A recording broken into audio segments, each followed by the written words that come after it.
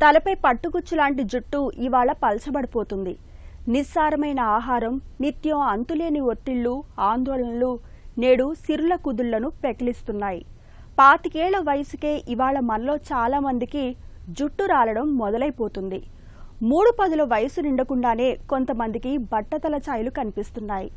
అసలు జుట్టు ఎందుకు రాలిపోతుంది? జుట్టు రాలడాన్ని అరికట్టలేమా? జుట్టు సంరక్షణ కోసం ఏం చేయాలి? జీవనశైలి, అలవాట్లు, ఆహారం, సబ్బులు, షాంపూలు ఇత్యాది విషయాల్లో ఎలాంటి జాగ్రత్తలు తీసుకోవాలి? ఆసక్తికరమైన ఈ వివరాల గురించి ఇప్పుడు తెలుసుకుందాం.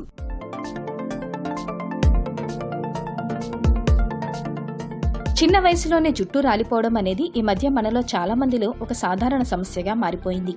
జుట్టు రాలడానికి పోషకాహార లోపాలు, కాలుష్యం మొదలుకొని జీవనశైలి, అలవాట్ల వరకు అనేక కారణాలు కనిపిస్తాయి.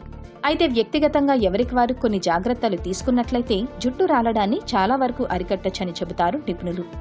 మన శరీరానికి ఆరోగ్యకరమైన జీవనశైలి ఎంత అవసరమో శిరోజాల సంరక్షణకు కూడా అంతే అవసరం. ఇందులో భాగంగా సరిపడినన్ని మంచినీళ్లు తాగుతుండాలి. దీంతో శరీరంలో నీటి స్థాయి సమతూకంగా ఉంటుంది. అంతేకాదు మలినాలు, వ్యర్థాలు తేలికగా బయటకు వెళ్లిపోతాయి. ఫలితంగా జుట్టు కూడా ఆరోగ్యాన్ని సంతరించుకుంటుంది. అవసరమైతే వైద్యులను సంప్రదించి విటమిన్ సప్లిమెంట్స్ తీసుకోవాలి. ఇందులోని పోషకాలు జుట్టు ఆరోగ్యంగా ఉండడానికి సహకరిస్తాయి.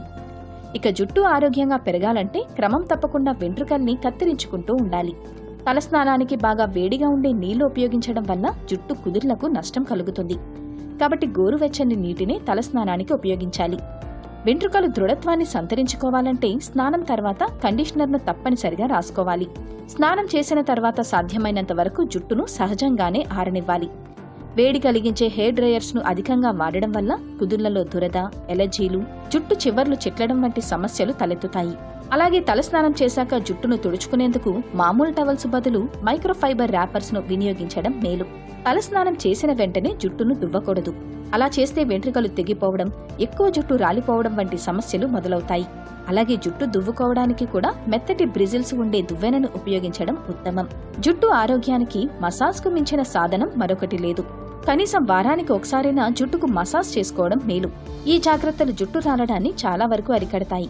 శిరోజాలు ఒత్తుగా, ఆరోగ్యంగా ఎదిగేందుకు తోడ్పడతాయి.